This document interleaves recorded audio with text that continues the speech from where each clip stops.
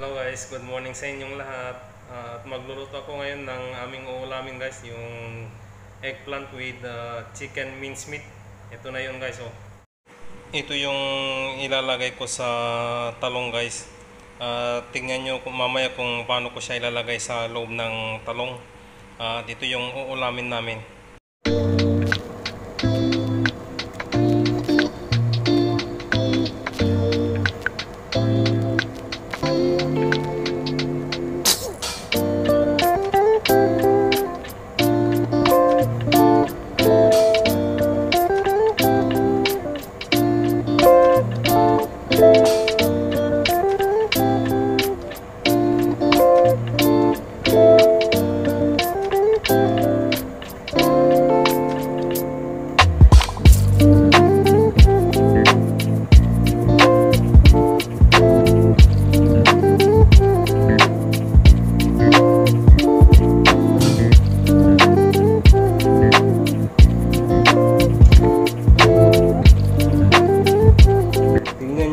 Ganyan nyo siya iwain at ilagay sa loob para yung karne ng manok ay mapunta sa loob guys.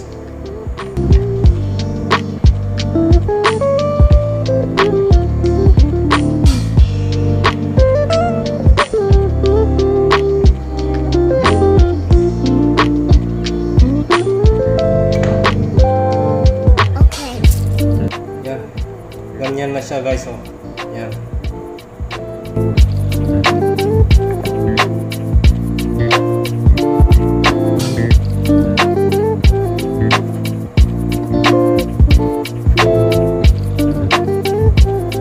Naputol na yung isa guys kasi medyo masyado open eh.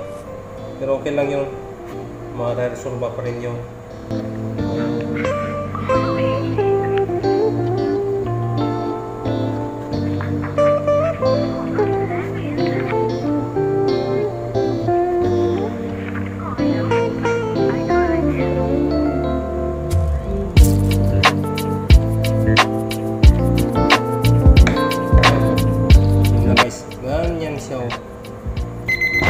Yan, nakalam na yung aking alarm clock. Shoutout nga pala sa nag-ES dyan ha, si Ate Maris Monterde. Saka yung umakyat sa kanya na si Mrs. Nilakay, saka si RR Vlogs. Yan. Dapat mag-suot tayo ng guys, plastic gloves o rubber gloves para ito yung hindi makontaminate yung pagkain. Ganyan lang siya guys, oh, di ba ganyan? Yan. Sa mga silid-silid na yan guys, diyan po ilalagay yung karne ng manok na blinan ko. Saka ito guys, oh, meron siyang pan dito guys. May mga bawang, sibuyas, linagyan ko rin siya ng sibuyas guys. Yan na yung talong guys na linagyan ko ng chicken meat na giniling ko. Parang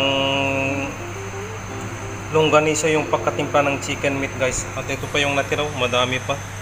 I-bake ko na lang siguro yan, pang dagdag na rin sa ulam namin. Saka yung ibang chicken mincemeat guys na linen ko kanina, hindi nalagay lahat sa talong kaya binalot ko siya sa baking paper at saka i-bake ko yan guys. Dagdag ulam namin. Nasa loob na yan guys yung manok na giniling ko kanina at isiset ko lang yung time. Pindot ko lang to at set ko yung time kung ilang minutes ko siya lulutuin. Yan, 45 minutes at saka yung init sa loob kung gaano kainit. Set ko ng 230 guys. Yan. Tapos i-start ko lang guys. Yan. Yan na siya. Mag-start na siyang uminit sa loob. Ito na guys, lalagay ko na yung talong. Yan.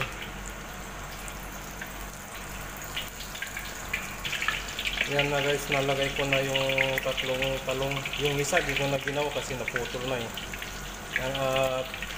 Takpan ko lang siya guys. Yan. Tingnan guys kung okay na. Yan. Yun lang talong guys na may mincemeat sa ano, chicken mincemeat sa loob. Sobrang bango niya guys. At ilalagay ko yan sa strainer para yung extra na mantika sa loob ng talong ay matanggal.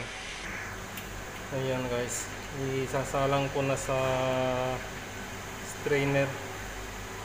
Dito lagay ko dyan at painitin ng konti, palamigin ng konti. Ayan. Ayan, sobrang bango niya guys. Subukan nyo to. Kung di nyo pa nasasubukan to guys, subukan nyo. Sobrang bango at sarap nito guys. Yung binibake ko na chicken mincemeat guys, di pa siya luto, meron pa siyang 14 minutes mahigit. Hintayin ko lang na maluto at pwede na kaming kumain. Ito na yung chicken mincemeat na binake ko guys.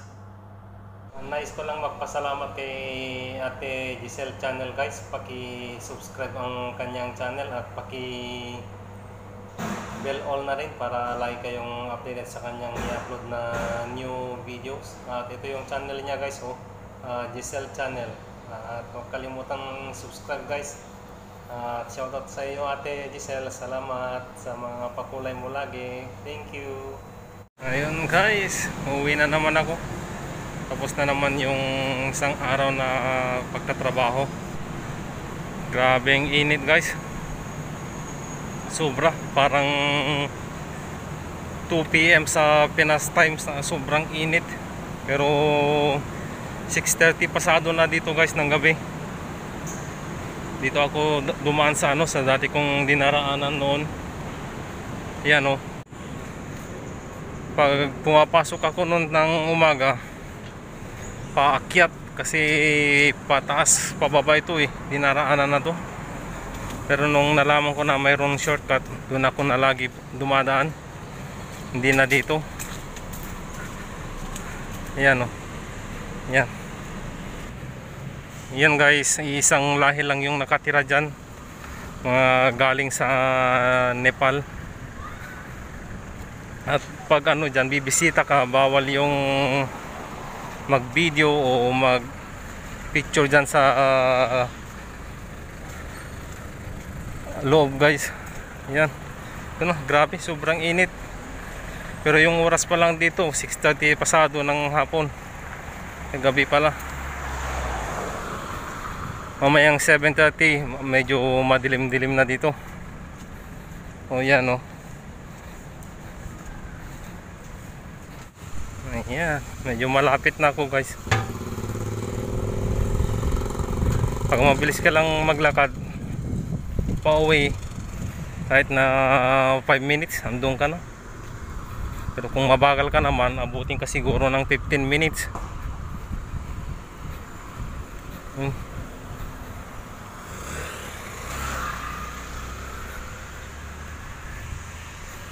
Doon ako banda nagsushortcut guys. Dali lang. Liko na lang ako doon. Grabe. Shoutout nga pala kay Pambansang Lakay sa mga kanta niya kanina. Galing niya kumanta. At kina Mrs. ni Lakay, kasi Madam Rina. Yan, marami na yung sasakyan na kuwan guys, kasi ano, patapos na yung trabaho nila. Kasi mag-alas 7 na rin ng gabi dito Pero tingnan nyo naman tirik na tirik yung araw. Grabe talaga. Init, sobrang init guys. Pero okay lang naman, sanay naman akong mainitan. Yan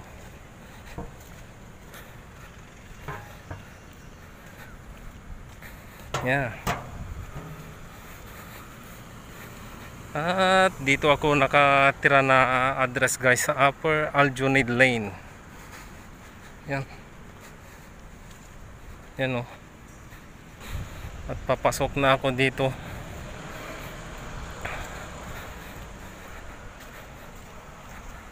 Para siyang village guys dito sa amin. Yan Yan. Meron ding food court dito. Pero mahal yung bayad dito. Mga pagkain.